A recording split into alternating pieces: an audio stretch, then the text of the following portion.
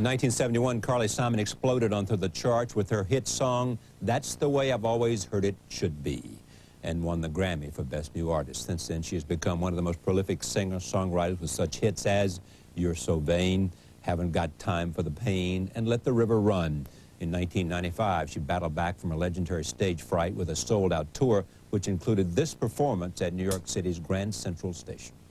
And tomorrow, we might not be together.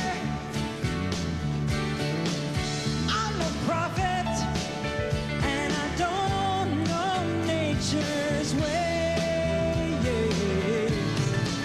So I'll try and see into your eyes right now,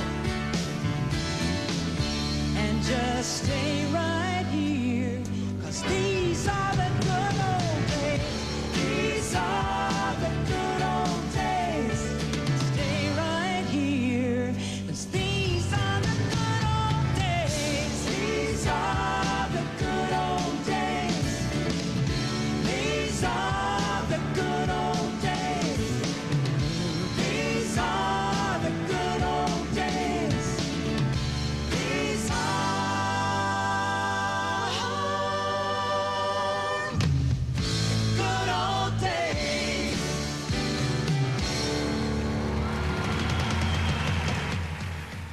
In 1997, Carly overcame the biggest battle of her life, breast cancer. That struggle led her to her latest album, The Bedroom Tapes, which is an intimate account of her recuperation. I am pleased to have her on this broadcast. Welcome back. Thank you, Charlie. I would say that's definitely an overstatement. And everything you said is an overstatement. I didn't burst on the scene. Yeah. I tread lightly up to the mic, and I don't think I ever had a hit that zoomed up the charts, except for You're So Vain, which was in 1974. Yeah. But it's interesting what the press exploded onto the charts. It's a little hyperbolic. Yeah, I tend to agree with you. And what else? In other words, do you disagree with you're one of the most prolific singer-songwriters? Well, let's say I have legs. Yeah, so you do.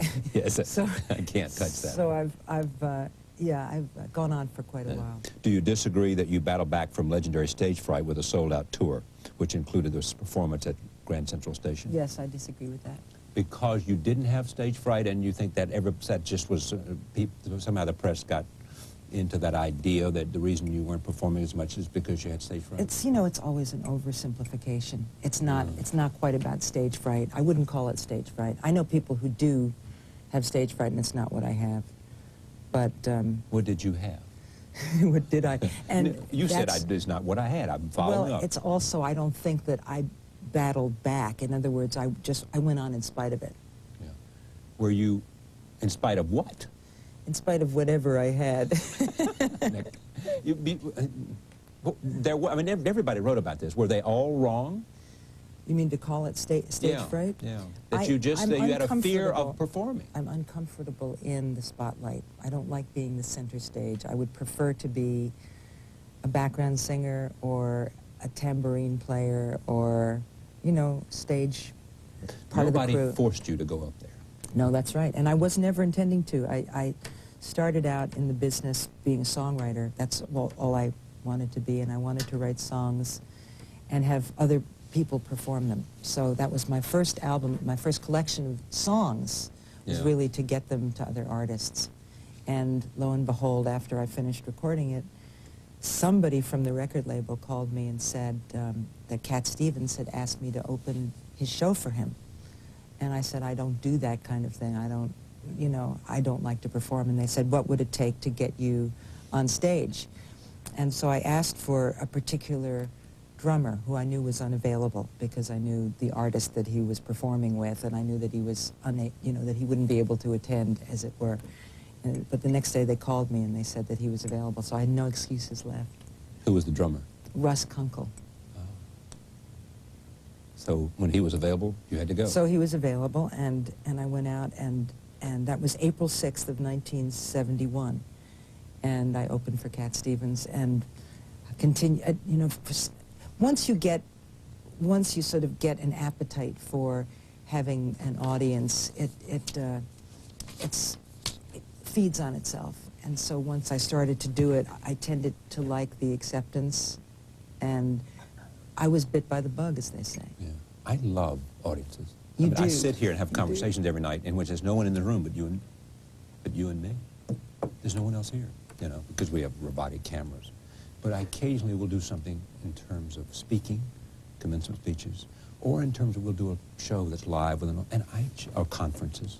And I love the immediacy of it. I love hearing the rhythm of an audience, all of that. So it's the actual, do you prefer it when there are a large number of people in the audience, or do you feel that there's an audience when there are 5 and 6 and 7 people? Oh, well, I think it's larger than that. I mean, but you know, we don't want one so large that you know you can't see them because of the lights and all of that. But you there know, are some performers certain relationship who feel fine if they're performing to masses, huge masses, Right. as long as there's a light in their face and they can't see Exactly. the audience.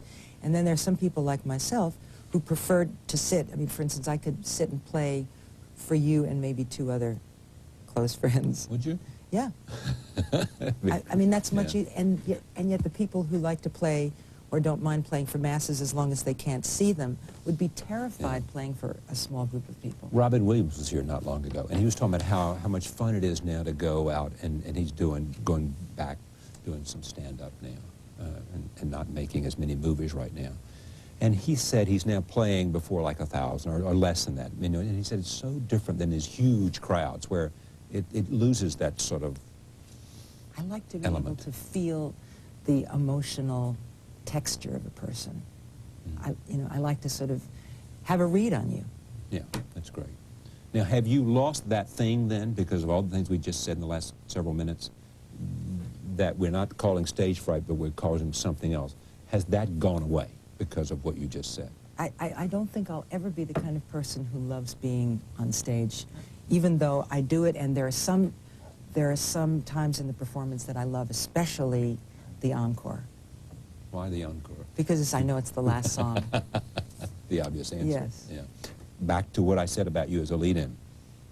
In 1997, she overcame the biggest battle of her life, breast cancer. That struggle led to her latest album, which is an intimate account of her recuperation. Is that right or wrong? The word cancer is like the word shark. You know, you say it and everybody gets extremely disturbed. There are lots of different types of cancers. There are lots of different kinds of chemotherapies. You know, I didn't have a desperately horrible kind, and I feel very extremely lucky because it wasn't, you know, I mean, it wasn't the kind that had metastasized. So I feel extremely lucky. There are other battles that I've gone through that I feel were more wrecking or wreaked more havoc with my life. Like so, raising kids. I think raising 2 kids that and wreaked going havoc through. with your life? Well, it was, you know, it's harrowing. Have you got kids? No. Well, then you don't know. I'll take but, some of yours. I mean, every time there's a temperature, every time there's a problem in school, every time you get a call from a parent of a friend of theirs saying, "What did you bring home from the?"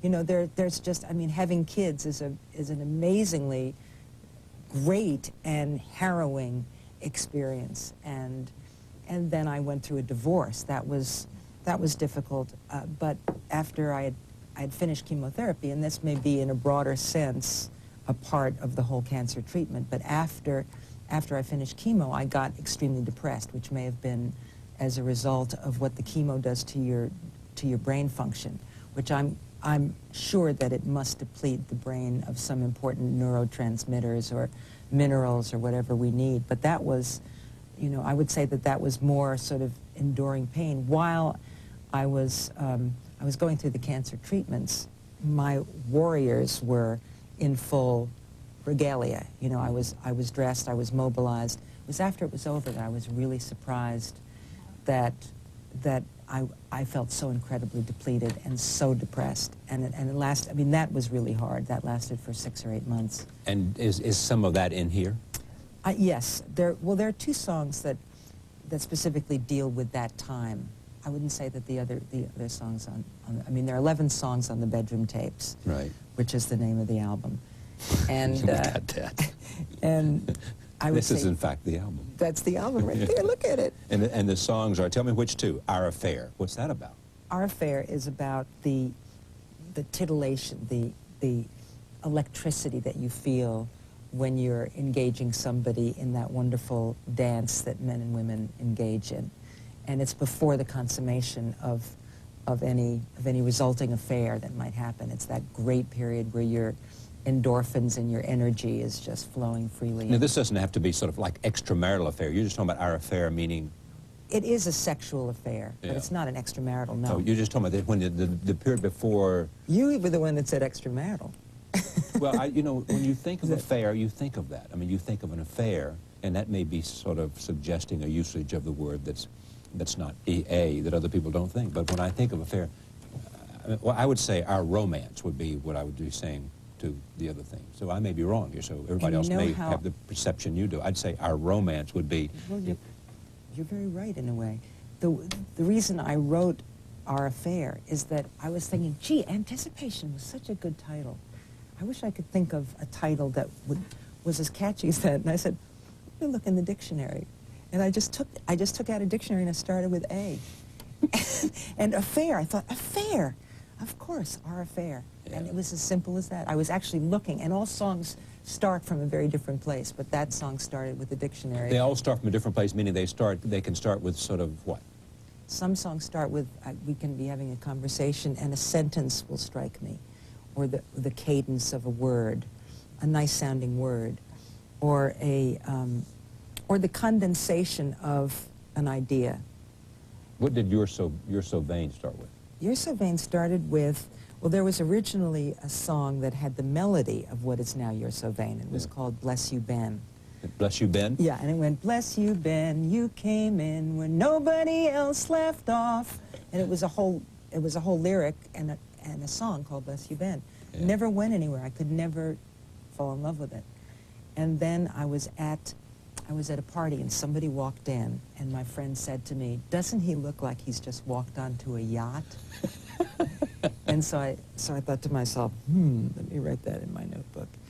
And I wrote that in my notebook, and one day when I was playing the piano and I was playing Bless You, Ben, I thought, wait a minute, da-da, bless you, Ben, you came in where nobody else, you walked into the party like you were walking onto a yacht, and the exchange was equal.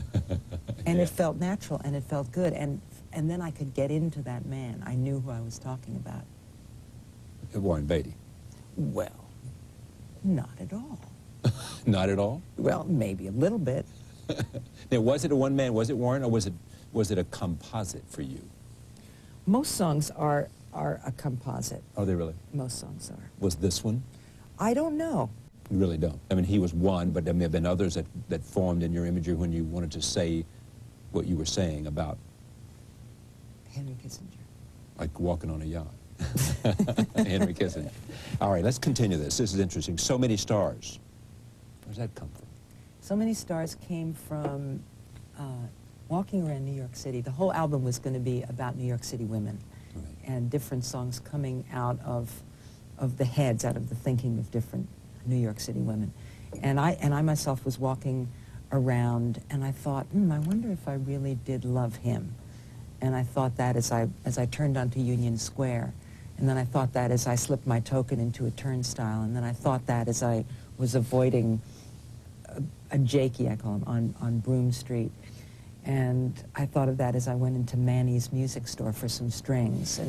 And just this kind of, did I love him? Didn't I? Would I recognize him if I saw him among so many stars? If I'm looking over the Hudson River into the sunset, would I recognize him? Did I really love him? Yeah. In Honor of You, George came from what? In Honor of You, George was kind of a breakthrough song for me, because I was in a kind of a writer's block, which all writers know about, and they seem to be never ending. This one was a pretty bad one. It was before the cancer, so that in a way I attribute the cancer for kind of getting me out of it, because you fight a life-threatening disease with life, and life in this case was my music. But before that, there was sort of a writer's block, and so I was doing other things during that time, but I couldn't write any songs that I liked. So one night I was in a bar in Woods Hall. I was waiting for the ferry, and many of us have spent a lot of time in that bar.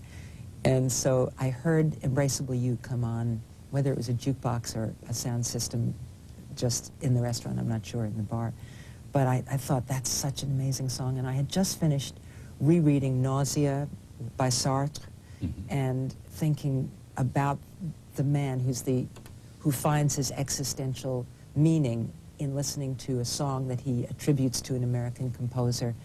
And it just kind of synergistically, I mean synchronistically came, you know, together for me. And I heard this song and I thought Embraceable You, and I thought about Gershwin, and I thought about, I wonder if he, you know, caught the train, if he found the woman, if he wrote the song that he loved himself, or if he found himself. And at the end of my song, I say, I will catch the train, I will go back to the piano and let the notes do what they'll do in honor of you, George, in honor of you. So how are you right now? In other words, not at this very moment, but take this moment. Are things good? Do you feel good about yourself? Are you happy where you are? Is this a good moment in your life? You've come through this one of several tough episodes. I feel great. Yeah. I feel really good. I feel on top of my game. I feel as if I'm singing well. I feel happy to be myself at this moment in time. Very, very delighted with my children, who are awesome individuals. How many? 2, Sally and Ben. Sally and Ben. And they're both... Ben is the heartthrob around. Is he still here in New York? He's the heartthrob to the women, but Sally is doing a very good job being a heartthrob. And so they both sort of moved away from home, which was also, you know, it's every mother knows that's a very hard thing to go through when your kids leave the nest, but they're happily in building their own nests. And they see their father? Oh, of course they see their father. James Taylor is an excellent father, very, I've always heard that. Yeah, he's very hands-on and very interested in both of their lives and both of, you know, who they are as human beings. You're happy in Martha's Vineyard, which is your real home. So happy. I love living in Martha's Vineyard.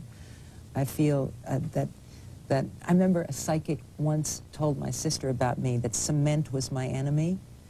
And I do feel that. I feel it. I still don't quite know how to cross the street. I mean, I'm not sure if on a one-way street, if you're supposed to look both ways. But your family was here. This was your city. Not really. No. I mean, I lived here. I grew up in the Village, which at the time that I was growing up there wasn't quite like, it wasn't Times Square. It wasn't busy. It wasn't the hustle bustle that you think of New York City as being now. I was, you know, wheeled in my baby carriage to Washington Square, you know, Park, and there were not too many nefarious characters hanging out there. Maybe they were, but I was only 4 and I wouldn't have recognized one if I'd seen one. You're interested in design, you're interested in gardening, you're interested in all these things, yes? I have so many interests that I could have, you know, several more lifetimes packed into this one. I don't get bored easily. I'm never bored. In fact, I don't, you may know what boredom is. I know what depression is. Oh, you don't know. You're not depressed? You're not bored? I know, but I don't want to sound good. I got a lot of flaws. Do you have anxiety I know, lots attacks? of flaws. No, but I got a lot of flaws. Do you ever bump into things? What's? I got lots of flaws. What are they? Lots of them. Tell me like 2 now. No. You know why? Because if you start doing that, you think of something that may actually mean something to you, but it seems so pat, you know. I mean, I hate to have somebody say, tell me about your flaws, and they say, oh, I'm impatient, or oh, I'm too... and they're not really serious. You know, there's things that they think are flaws, and they are flaws, but it's so silly. Impatience is wan. Yeah, exactly, exactly. You know, it's like eating celery. Exactly. You know, all that stuff. Or, you know, but no, but it's boredom, anxiety, and depression are not among them. I've got a friend who is so afraid of boredom that she actually faints. After a minute of being bored at a party, she just faints, and then she spends the rest of the party under the table. Who is that? Elaine May. I probably shouldn't. Oh, God, Elaine, forgive me. Okay, just a little bit in honor of you, George, since I've been so good to you. I'll let you criticize me on air. A little bit. How can I go on when every thought hurts? I flirt with the notion of no more songs. My old familiar foe, self-pity haunts me. Very good. Carly Simon, this album is The Bedroom Tapes.